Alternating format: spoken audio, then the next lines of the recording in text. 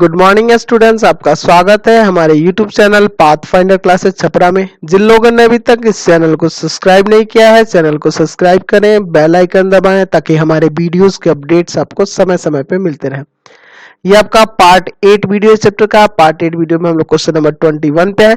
कह रहा दो समांतर रेखाओं पर, है ना, दो समांतर रेखाओं पर कोई दो रेखाएं क्रमशः लंब हो, यानी कि आपके पास दो समांतर रेखाएं हैं।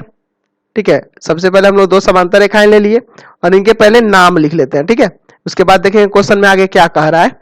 चलिए, तो आपके पास ये दो समांतर रेखा है, इसका नाम है P और एक दूसरी रेखा है, इसका नाम मान लेते हैं Q है। ठीक है, पर कोई दो रेखाएं क्रमशः लंब हो, यानी कि एक रेखा जो है इस P पे लंब है, एक रेखा Q पे लंब है, ऐसा कह रहा है। ठीक है, तो एक रेखा इस पे ले लेते हैं लंब और दूसरी रेखा जो है इस पे लंब ले लेते हैं। ठीक, दोनों रेखाओं पे एक एक लंब ले लेते हैं। तो इस रेखा को मान लेते हैं कि M जो है P पे लंब है और इसको मान लेते हैं N जो किस पे लंब है, Q पर लंब है।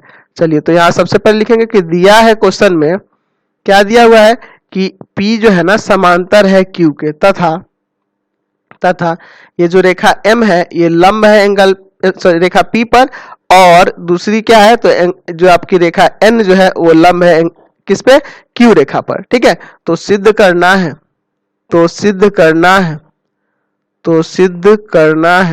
सिद्ध करना है, तो क्वेश्चन में कह रहा है तो साबित करें कि दोनों रेखाएं समांतर होंगी, यानी कि ये जो M है ना ये समांतर है M को, इसको साबित करना है। तो चलिए सबसे पहले इसका प्रमाण देखते हैं।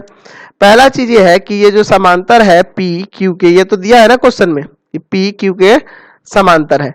अच्छा, जब ये एक दूसरे के समांतर है तो ये N एक तिर्यक रेखा हो सकता है कि नहीं, तिर्यक रेखा होगा ना जब ये समांतर होगा, तो क्योंकि वो दोनों रेखाओं पर प्रतिच्छेद किया है। अब जब ये तिर्यक रेखा होगा तो इसमें देखिए, इसको साबित करने के लिए हम लोग कोण मान लेते हैं, इसको एंगल 1 मान लेते हैं, इसको 2 मान लेते हैं, इसको 3 मान लेते हैं, इसको 4 मान लेते हैं। इस तरह से आसानी हो जाएगा आपको साबित करने में। ठीक है, तो ये वाला एंगल 2 है, ये 3 है और ये क्या है, एंगल 4 है। चलिए ठीक, अब इसको साबित करते हैं।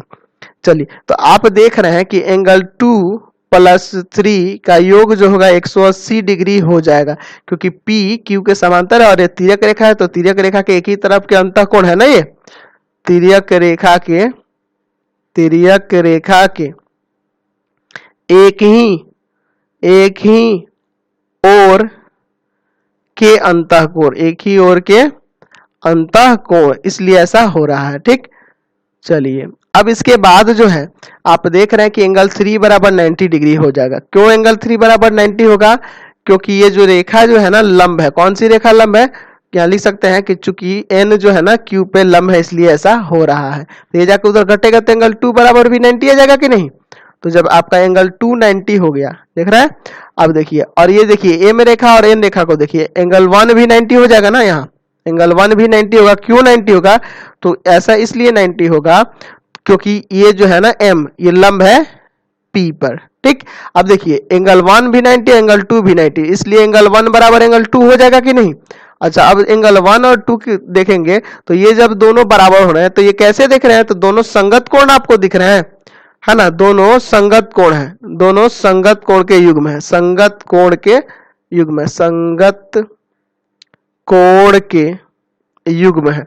और संगत कोण के युग्म क्या होते हैं, आपस में बराबर हो, तो यहां कह सकते हैं कि ये जो रेखा ये M और N है एक दूसरे के समांतर होगा, क्योंकि ये देखिए संगत कोण के युग्म जब बराबर है, एंगल 1 एंगल 2 के बराबर है, तो ये हो जाएगा ना ये इसके समांतर।